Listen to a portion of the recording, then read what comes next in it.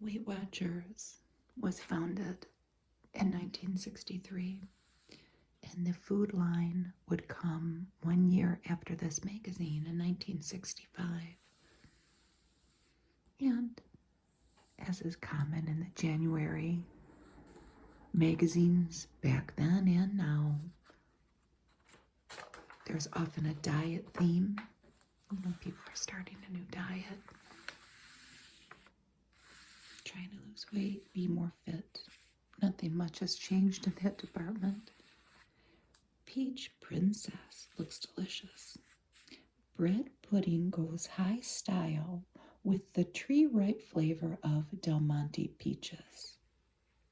And we have 3 taper candles, all lit, and they're in these interesting wooden block candle holders. And this is an interesting recipe. Milk, stale bread cubes, egg yolks, sugar, salt, nutmeg, lemon rind, butter, and then the peaches. I've never made a bread pudding. Here's another cute ad. Puss in Boots. They had the original fish flavor and then just something called meat flavor. So who knows what was in there. This kitty says, 50 miles, that's nothing. The way I feel, I could go 150. And this Gabby says, it's Puss in Boots balanced nutrition that gives you all your energy. It's a cute ad. It's adorable.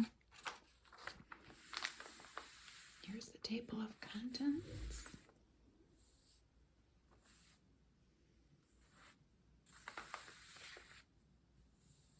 The Bell telephone service ad is always so good. We see this lady relaxing in her very clean kitchen, I must say. And she is taking a minute out of her day to make a phone call. A time maker for homemakers. 9:30 and she's through shopping. Has an appointment with the hairdresser, a babysitter for tonight, and all by phone. They were always trying to sell their services. Here's a girl who knows how to make most of her time. The phone saves her running all over the neighborhood. It's true.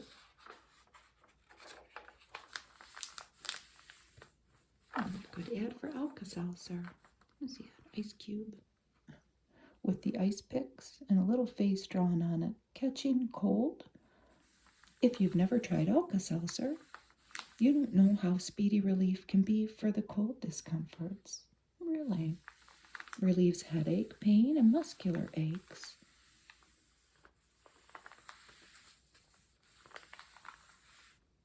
Here is James Reed Parker, who was a contributor to maybe not every Women's Day, but a lot of Women's Days. And he was a frequent contributor to the New Yorker magazine. He wrote for Women's Day from 1940 to the 1960s. And this is a cute little story about a small town teacher where he lived who was the prettiest lady in town, Dottie. But she was an orphan. She only had one aunt somewhere in Ohio.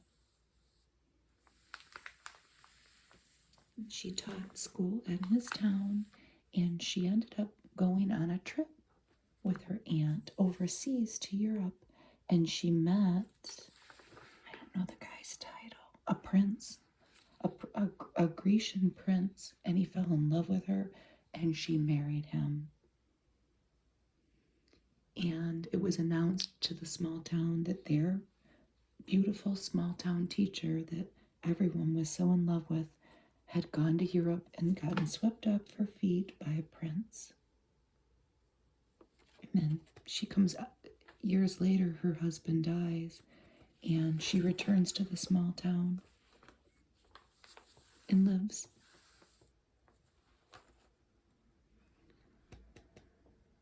Now's the time to prepare her. Look at her. She's only 10. She'll soon need Miss Deb new Kotex napkins made especially for her, and you could send away for copies of little booklets to give your daughter who's approaching that time in her life where she will need Kotex products. The first one is You're a Young Lady Now.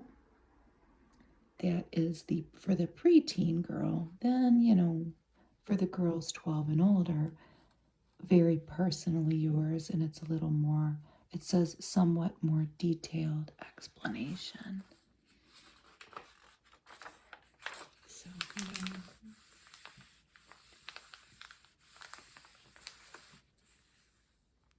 what goes on here? This is a little story about a family that was on an outing. How to cure a crisis. Here's the kids in the station wagon yelling for Dad, and it tells a little cute story about them rounding up a stray rooster out on a Sunday drive and taking him back to a farmer. Here's one of my favorite ads, the Wrigley Spearmint Gum ads, and they always had a recipe. A different one, every magazine. This was baked apples. Best you ever tasted. The success secret is the casserole. It helps bring out the grand natural flavor of the apples. It lets them bake in ample sauce to seep up all the added goodness.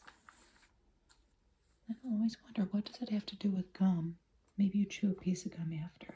Anyway, 6 medium-sized baking apples, 6 tablespoons brown sugar, 3 teaspoons butter, 1 cup sugar, 3 cups water, lemon juice, salt, cornstarch, and then they're putting in 3 teaspoons of red vegetable food coloring. What are those? They put cherries in the middle. It looks very pretty. Here is this good story about the Feds versus the Kirtland's Warbler. Poor Kirtland's Warbler. Well, he has a success story. So this magazine is what? 60 years ago, let's say. Yeah, it's 60 years ago. And the Kirtland's Warbler was nearly extinct back then. But through these conservation efforts that they detail, and it's in Michigan, the nesting area that they prepared for them, well, that they preserved for them. We know all these decades later that this is a success story because the populations have recovered due to these conservation efforts. They are also known as the jack pine warbler. That's where they nest, is in the jack pine, which in certain areas of Michigan we have a lot of jack pines. But this bird requires large areas, greater than acres and acres and acres of the dense young jack pine to breed in. Historically, that would have been created by wildfire because the older trees would have been burnt and then the new trees would grow. But today, well, throughout these decades, they plant seedlings for these birds. It's an interesting thing to sit and read about. A dermassage lotion and escape the skin tortures of winter. There was a nurse on the bottle. Here are tips for that readers would write in. You could get $10 if your tip was used.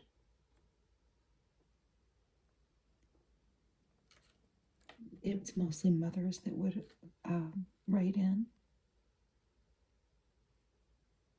This lady talks about how she keeps some of her decorations up after they take the Christmas decorations down. They just keep up a winter theme of decorations. And there's her family, Stephen, Nancy, and Robert. And this mom wrote in about framing her children's artwork to use throughout her home.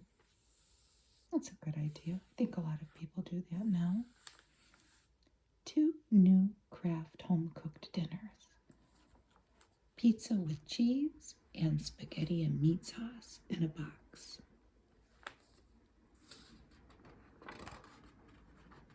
It's a good ad. Here's Faith Baldwin's piece that she always had in these old women's days, The Open Door.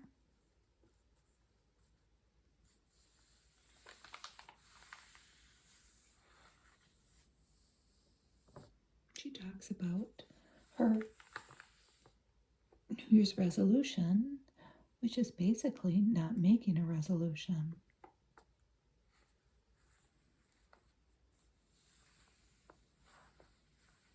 She talks about reflecting on the past year.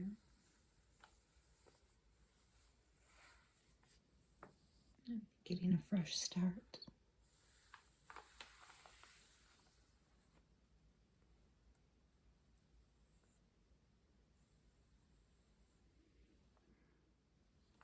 When she says to look back, she does not mean to dwell in last year's house, to open doors to sorrow or mistakes or vanished joy. She means to look back in a spirit of inquiry as to evaluate. We all made mistakes. We all had our successes. Just reflect on it. Pancakes, anyone?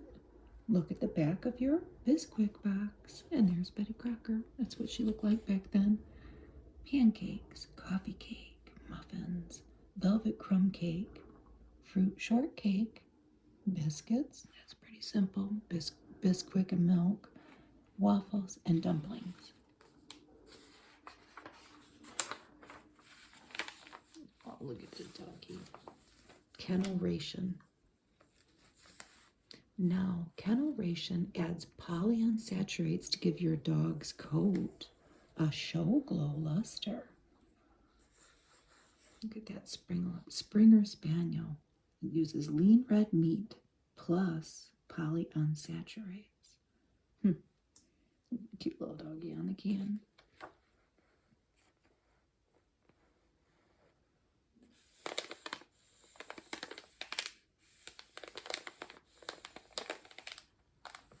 Continuation of our stories. Never go to bed with a cold. Aww. Somebody's looking upstairs at this little guy. Vapo Rub. Never go to bed with a cold without Vicks Vapo Rub. I'm assuming that jar was glass. I always love these. I'm not going to read the whole thing. I could, but it's a recipe for every day of the month in January, even desserts. But the recipe of the month was southern pork chops.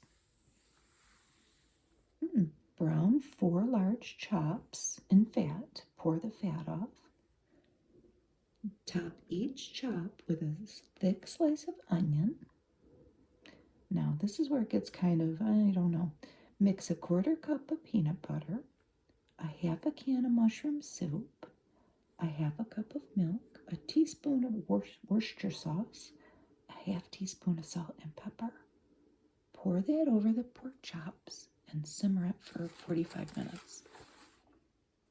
You know, I bet you it's not bad. It just seems kind of like a little bit of a strange combination.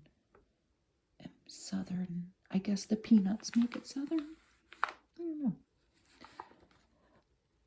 This decade of Women's Day has the most wonderful Velveeta ads, and they're enough inside of the internal parts of my magazines that have seen a lot of wear on the outside to where they're still in good shape. And I love this one. Velveeta is full of health. They put that word in there, from milk. When you add Velveeta, you add flavor plus nutrition. And it's just so cute. So these are double cheeseburgers. Look at these happy kids and the baby saying, give me some, but look at she ate the whole thing. And they look good. It's a beautiful ad. 1, 2, 3, 4 cheeseburgers, pickles, and olives. I love it. And Kraft. And then on the back of that ad is another great ad, Jell-O, strawberry Jell-O.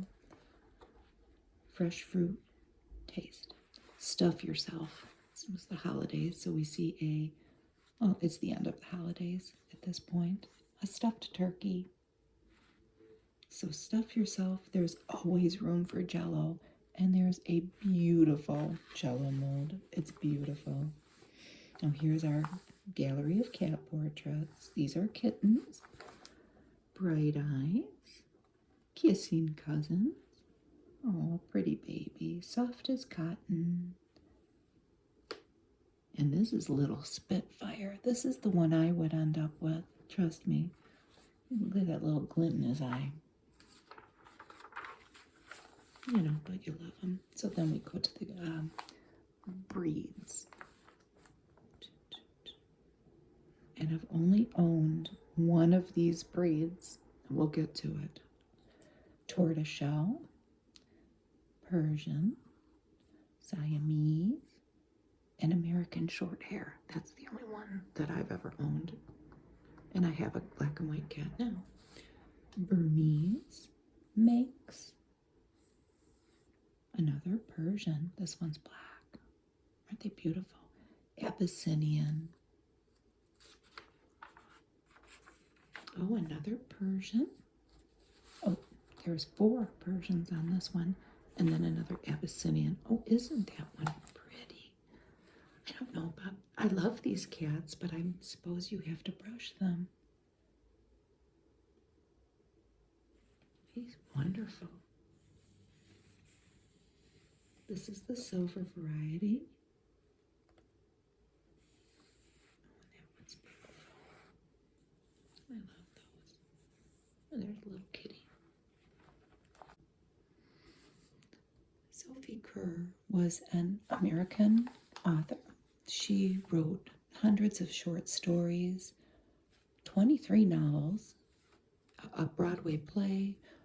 She was a prominent figure in the literary world, and she wrote a little story here. Look at the cartoon. It says, nobody but nobody really owns a cat. And this cat's rubbing his head on his mistress's legs. My association and friendship for cats has been long and always interesting, for the cat is a complex animal with many moods and many vagaries. I've never known a boring cat or a dull cat or a cat who tries to live by routine. And this gives one's acquaintance with cats a variety that most animals can't afford.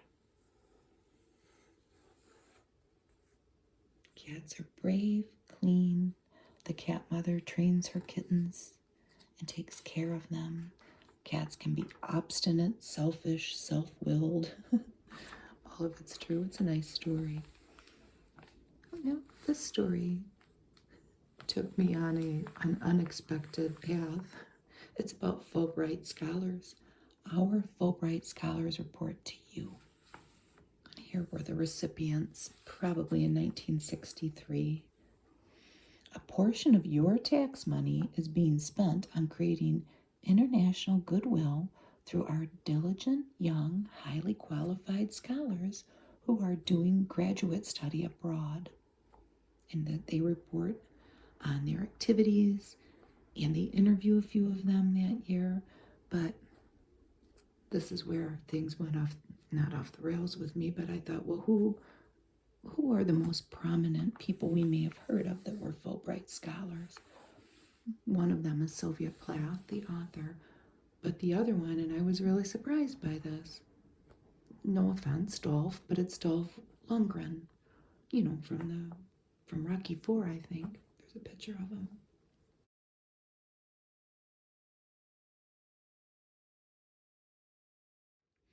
He has a master's degree in chemical engineering, and then he was a bodyguard for Grace Jones, the singer.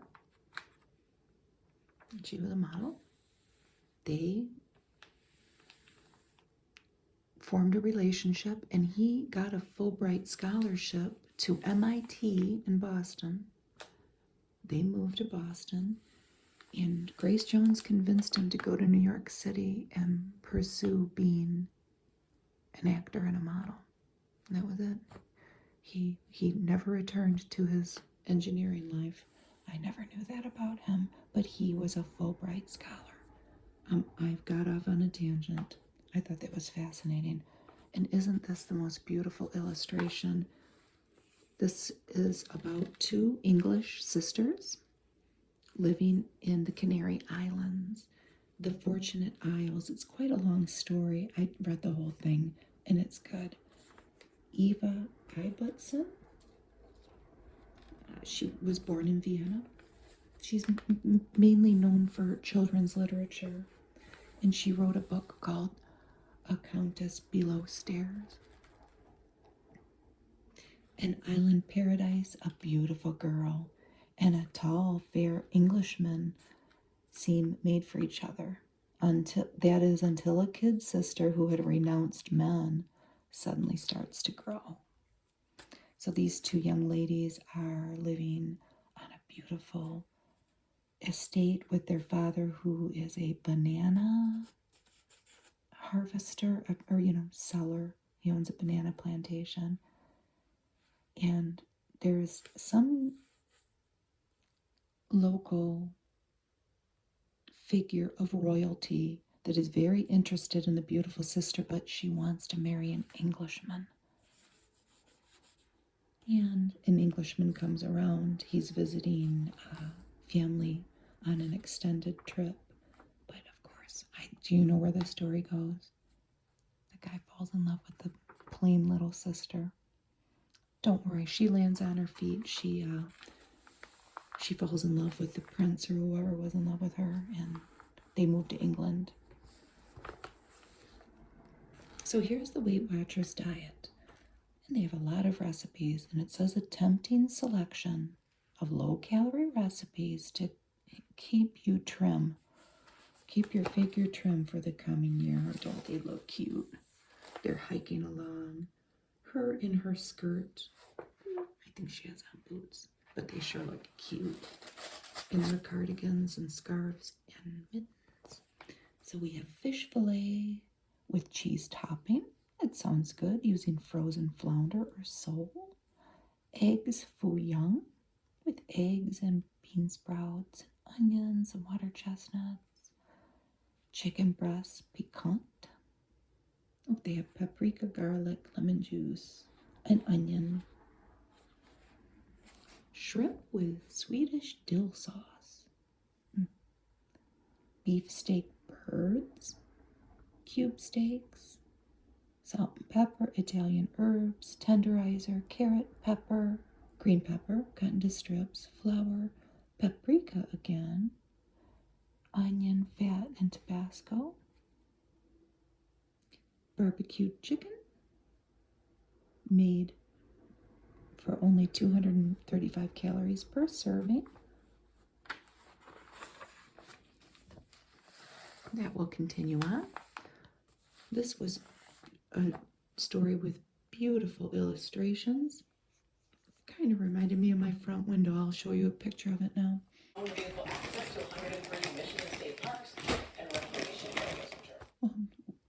I have a lot of plants, and they're all inside now because I live in Michigan, and some of them live outside in our hot summer, but then it gets cold and I have to bring them in.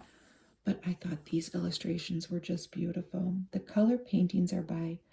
watercolor paintings are by Charles Heilemann. And this story is by Jean Hersey, Houseplant Gardens. So let's look at some of the different plants. This is the garden for continuous bloom and color. That's lavender.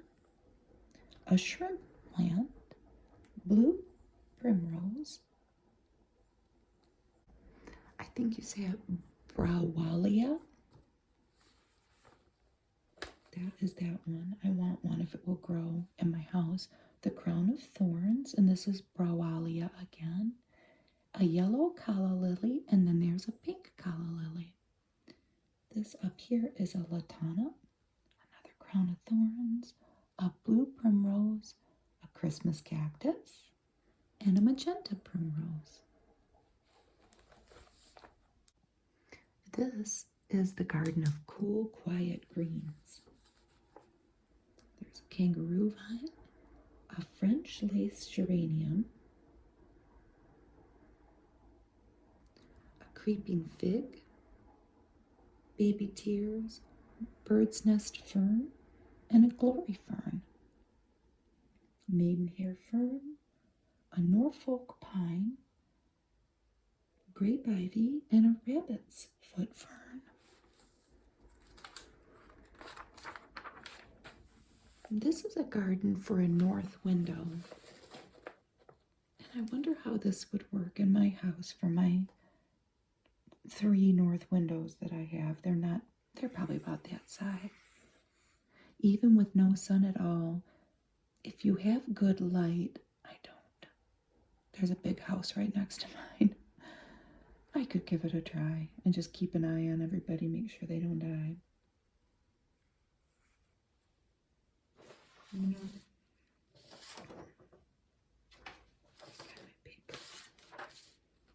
We have another kangaroo vine, a string of hearts. All of these are African violets. Supposedly they will do well in a north window with not a great deal of sun. This is a philodendron dubium, a pick-a-back plant, green feather ivy in here, and a glacier ivy. So a lot of ivies you could try in a north window. I will try. I'll try it in the upstairs one. In the upstairs windows, they might get more light. This is the garden for fragrance. We have a night blooming cactus, wax plant, sweet olive, lemon vine, peppermint, geranium, honeybells, gardenia, a Peruvian daffodil. I might have gotten, I think that's the Peruvian daffodil and that's the gardenia. Amazon lily, rose geranium, and a Persian lime. I got a little messed up there. I don't know that I could grow any of those. But they're pretty, aren't they? The garden of gay, giddy foliage plants. That's a croton over there. A bloodleaf, silver fern, coleus, which I tried to bring in and grow. Was it last year? I think. It did not go well. You'd have to get one that, well, I'll try again. Let's just put it that way. I picked it out of somebody's garbage, so I was just trying. And this is a velvet plant.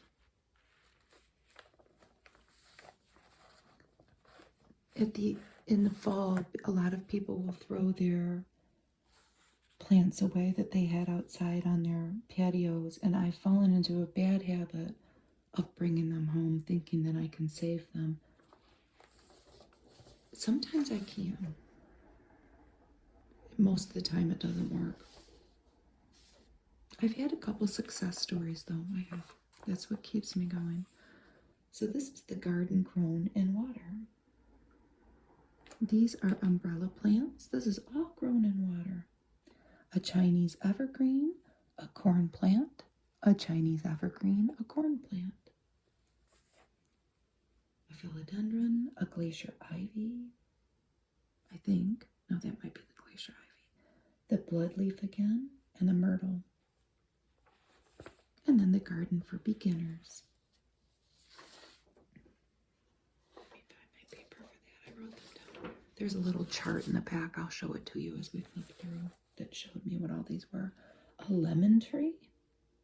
That's easy enough. If you buy lemons, get a seed out of it and try to grow a tree. I've never had much luck with that, but maybe I'll try again. I think you would have to buy an organic lemon. White patience, a snail flower. I might be getting these wrong. Crown of thorns. Yeah, I don't know. One of them's a Jerusalem cherry. A snail flower. And a pink patience. A begonia. And a plumbago. I think that's how it went. They're very nice illustrations. This is a story by Hollis Alpert, who was a film critic. He is talking about all of the progress that we will see. He's in 1964 in home theater options. He talks about the advent of a tape recorder for the home television, where you could tape your favorite programs to watch whenever you want, how they were developing this technology, and how RCA, Westinghouse, and GE, among others, were very protective of this emerging market because they were competing with each other and the demand for it. But the little illustration's cute. We see a rocket ship because space travel was on everybody's mind back then. This is by John Johnson. It's really quite lovely. I don't know if it's a painting or a drawing, but we see a little homemaker in there with her pretty curtains, and she's having a cup of tea. The homemaker in every woman is evident, even in a rocket ship on the way to the moon. Crisp, starched curtains are at the window, and tea is being served en route. This is just speaking to the future. I'm not sure it has anything to do with the article, because I did read it. One of the predictions that they make is that everyone will have a TV hanging on their wall, and it will be flat. I thought that was so interesting. And it says that you would be able to control the TV with the wave of a hand or a snap of a finger. Maybe that's coming. This is a very interesting article on spices, nature's flavor magic. And they talk all about the historic trades of spices and how a lot of power lie with whoever in the decades or centuries that they're talking about had the control of the spice trade. I never knew a lot of the things, but you'll see the beautiful illustrations when I flip the page. It says the most valuable of all spices was pepper. Throughout the Middle Ages, pepper was a form of wealth used in payment of dowries, taxes, rent, and tributes. At the time of Henry II, I thought it might have said 11, it doesn't, a pepper guild was formed, and the traders were known as pepperers. I thought that was very interesting. Isn't this cool? Spice chart. We have allspice, cinnamon, cloves. Look how pretty it is. Paprika, black pepper, white pepper, ginger, mace, and nutmeg, which are related. Cayenne, red and whole chili peppers, saffron, what a beautiful flower, and turmeric. And they have different things that we make with all the different spices. Baked beans, seafood, ginger cookies, eggs, salads, fish, clove-studded ham, vegetables, dessert sauces, spiced fruits and pickles, a pomander bowl, and spiced cider. I thought that was so beautiful and colorful, the drawings.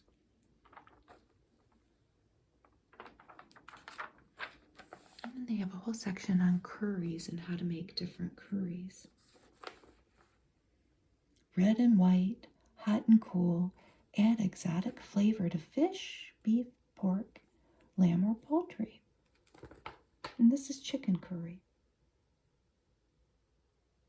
One of the red hot curries of the Far East combines chicken, sauteed then simmered, with the traditional blend of spices.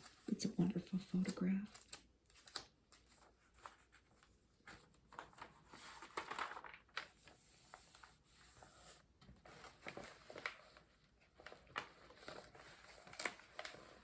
And this looks pretty good. And I bought some genuine Hungarian paprika from an estate sale because I will tell you, estate sales are a good place to find spices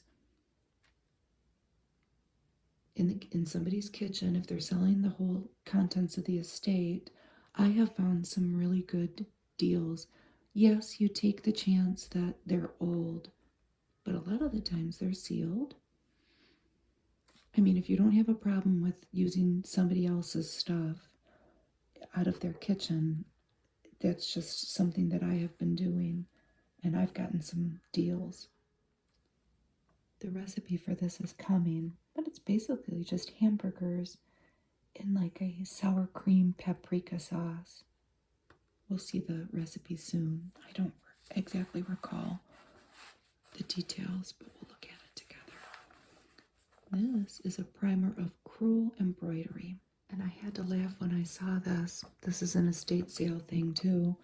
Before my mom and I go, we will look and they will often give a typed out description of the items that are available.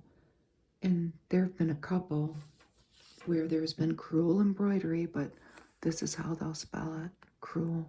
I'll think what makes the embroidery so mean. They're misspelling it. I know what it is because my mom used to get embroidery catalogs back in the 70s because she did do stuff like this, and I would see that word. But it's really something. Look at the detail. The acorns and the flowers and the vines and the leaves. I can cross stitch, and I used to cross stitch a lot when I was younger. I don't anymore. But I don't think I could do this. Here's a sampler of all the different stitches. And this is a zinnia pillow.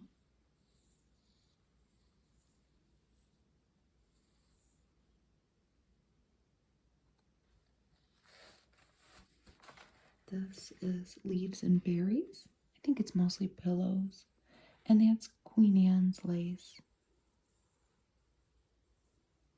It says, while crewel embroidery may appear complicated, in reality it's simple. Early American crewel designs were done with few stitches, partly for simplicity and partly because of the need to conserve wool.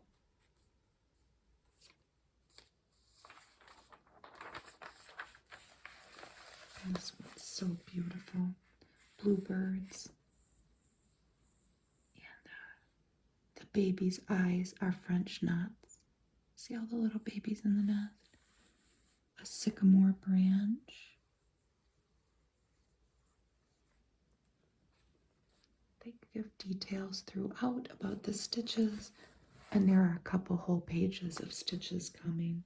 An autumn bouquet with leaves and flowers.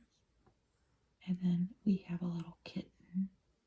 It says it's intricate and challenging.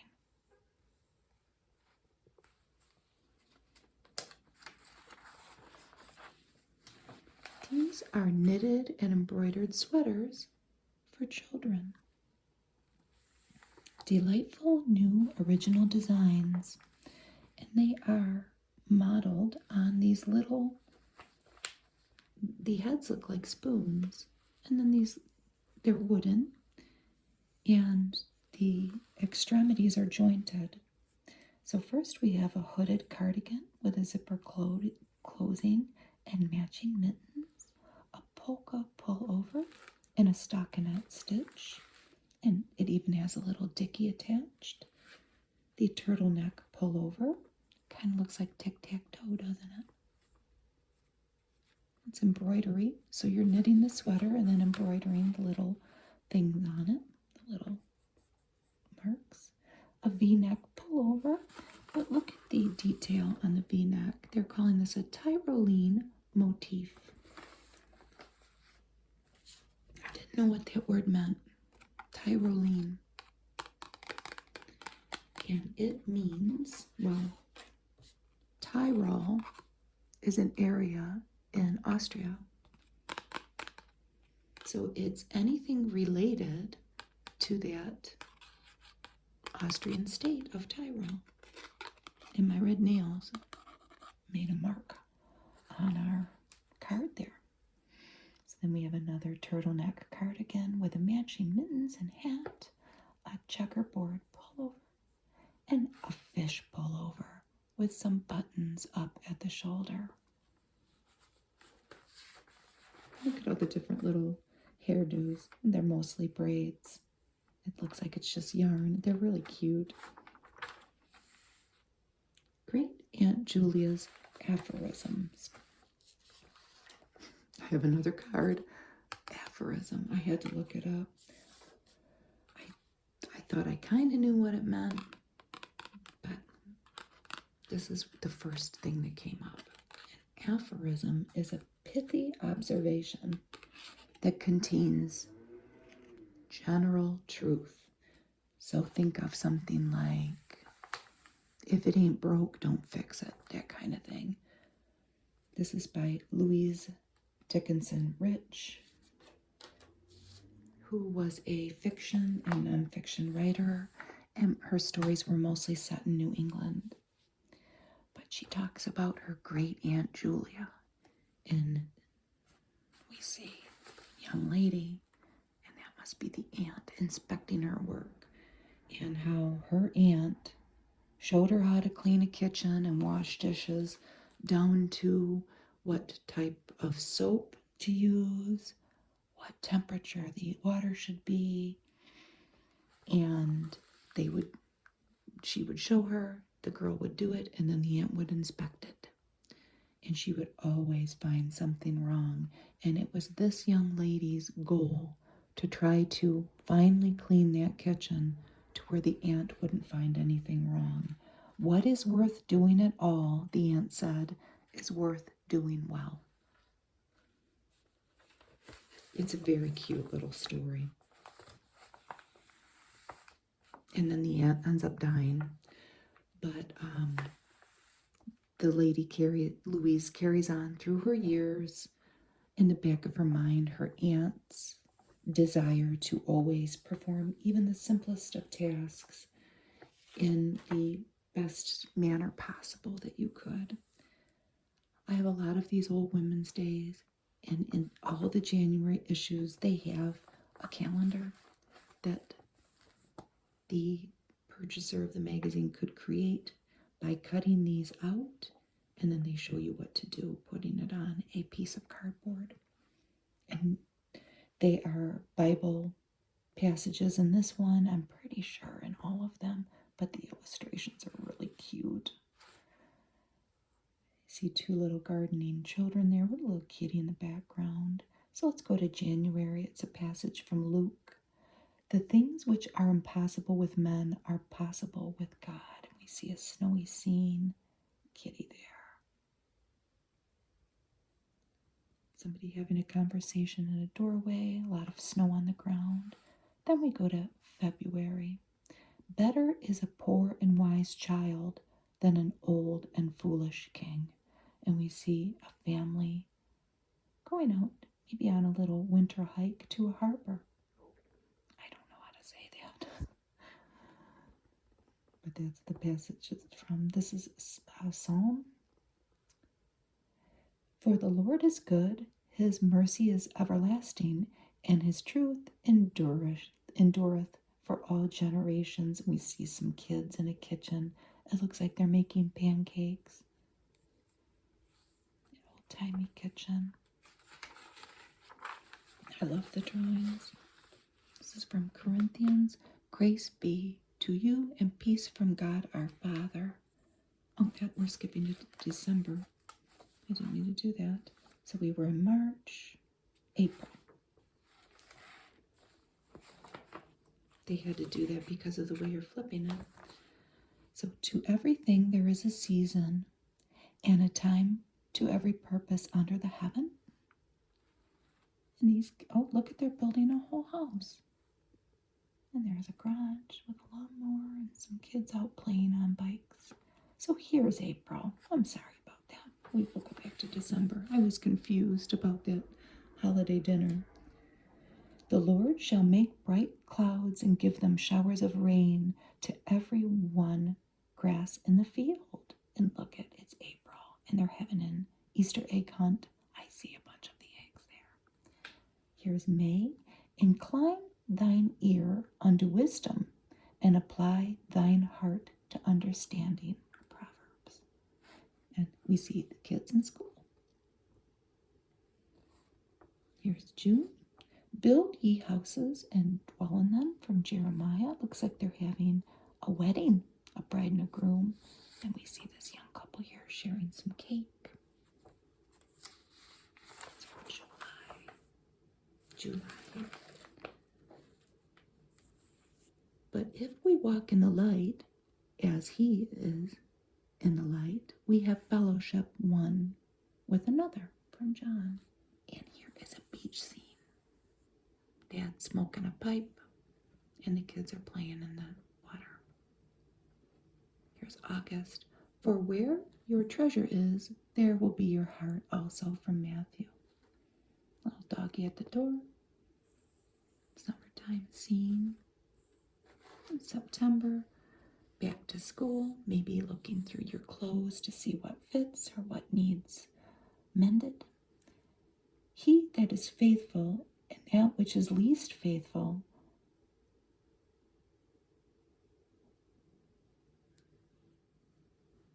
he that is faithful in that which is least is faithful also in much, by Luke, in Luke.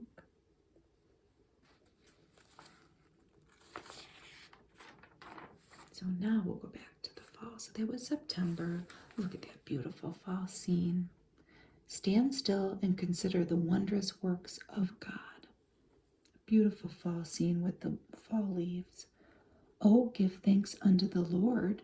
Here we are in November. For he is good.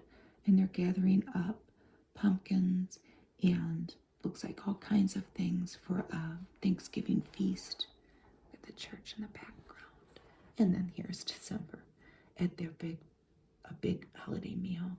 Grace be with you and peace from God our Father. They had to do it like that for when you're making the flipping calendar, when you cut your pieces out. There's a great Campbell's soup ad, stupendous chicken stew and dumplings, made with pretty easy. Chicken, butter, water, onion, seasoning, cream of chicken, and frozen vegetables. And they're making these the dumplings out of a biscuit mix. And then stupendous tomato beef stew made with tomato soup and stew meat. And there are potatoes, carrots, and onions in it too. Here are all the primer of crewel embroidery stitches.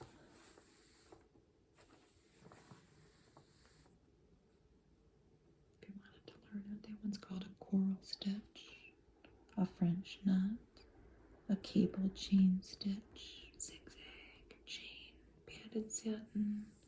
Wow.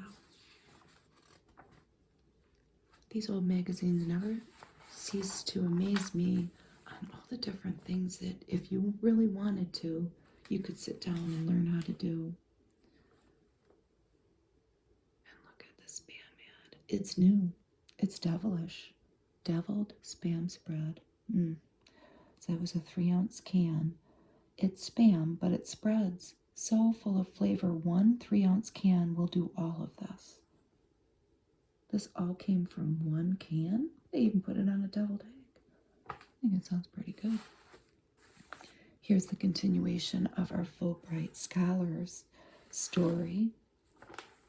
And spices. Quest deodorant for women. Only for women.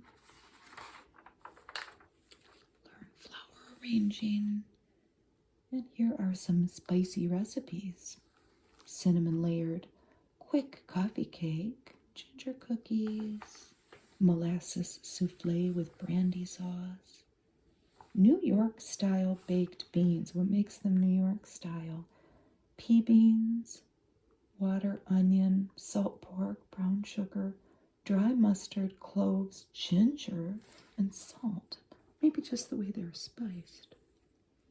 Spiced prunes in lemon gelatin salad. Nope. Seafood curry, baked eggs Florentine, spiced cider. Buttered spiced beets. They're putting ginger on them. Oh, and brown sugar. And cinnamon.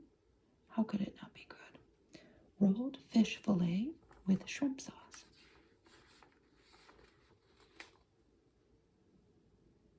You could send away for those spice charts. They were $1 each. Anise reduces arthritis pains. Oh, she looks in pain. But look at her pretty shoes. Is she all dressed up to go out, maybe? Or is she in a nightgown? It might be a fancy nightgown. Fancy house slippers. Free instructions to crochet a smart new powder room doll. No. Chore Girl copper scour pad. Sell greeting cards. They have the patterns for the crewel embroidery. Cottage pudding with lemon sauce. What's cottage pudding? Butter, sugar, eggs, flour, baking powder. It sounds good. Vanilla, salt, and milk. And then you're making this lemon sauce. Spiced pears and dilled pickles. And here were all the little charts. That's where I got the names of the plants. The Priceless Look of Beauty from Sarah Coventry. Oh, look at that brooch. Isn't that pretty? It is called, I hope you can see it, Silvery Splendor with a pretty lady on it. Please buy me a lollipop stalk candy for Christmas. Okay.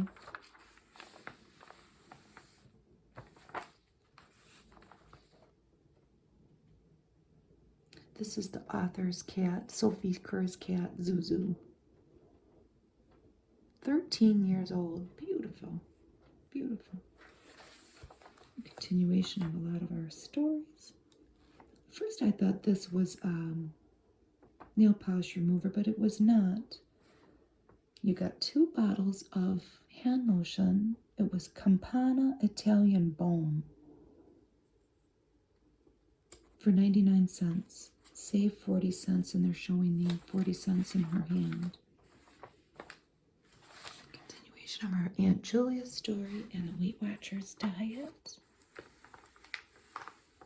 We talk about snacking in the Weight Watchers diet.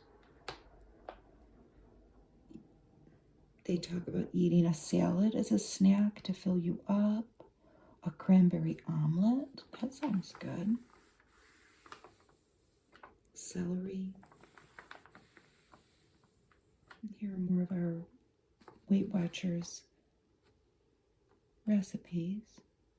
Cherry cheese whip. That sounds good. It's just Jello and cottage cheese and cherries, a can of cherries. That sounds very good.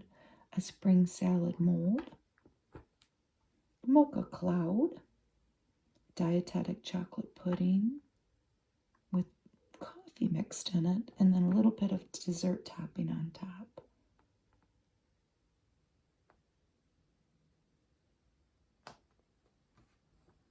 Here's what's coming up in the next issue. I probably have it. I have a lot of these old women's days. The living fence, the fast-growing, ever-blooming red rose hedge. And there's a lady just sitting on her lounge chair. This was a book for 40 cents, charade. See the great motion picture. Read the novel by Peter Stone. It's set in Paris. I've never heard of it. Christmas seals to fight tuberculosis and other respiratory diseases. Here's all the different curries to make.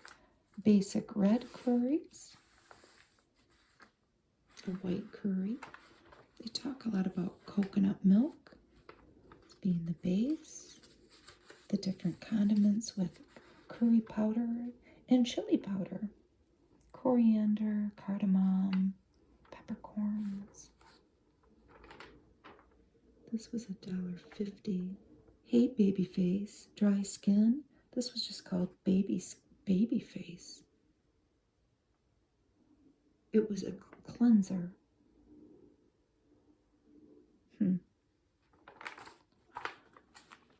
I've never heard of that. Now here's a recipe from Cremettes, which I buy this still all the time. The package probably looks different, but I'm not really sure. Swifty and Thrifty. Here's their little recipe. Swifty, Thrifty, and then Nifty, and they're eating. Now here you go. 7 ounces of Cremettes macaroni, cheese soup, and then either a can of tuna or a half a pound of hot dogs. So cook your macaroni, drain it, do not chill. Meanwhile, heat your tuna or your hot dogs with this cheese soup in a saucepan. Mix it all together, my dear. You're done. Dinner's ready. What do you think?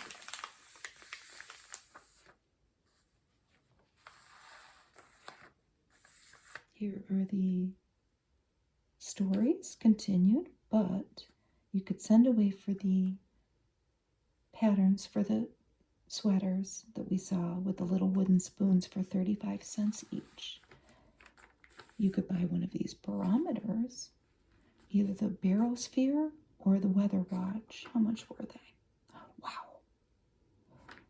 The weather watch was $18.50 and the barosphere was $13.50.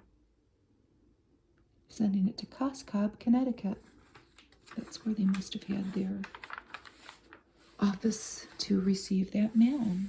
The different people in the issue. There's that Eva Ibbotson that wrote The Fortunate Isles.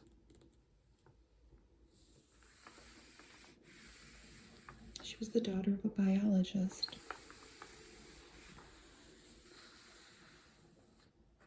Look at this pretty lady with her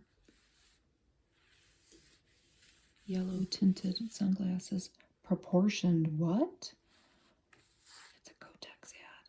They had regular, slenderline, super, or Miss Deb that we already saw. They came in some new sizes.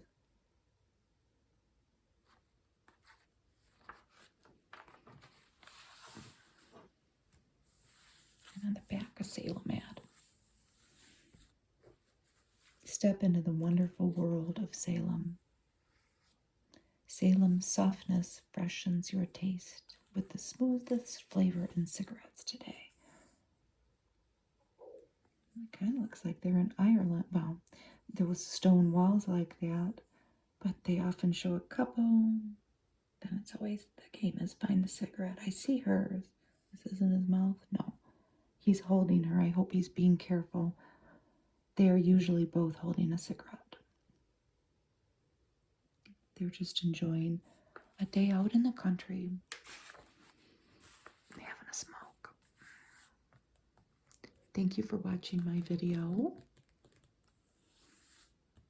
I think I have every month of 1964 of these Women's Days, so, and one of them has dogs. So if you're not a cat lover, there's a dog one.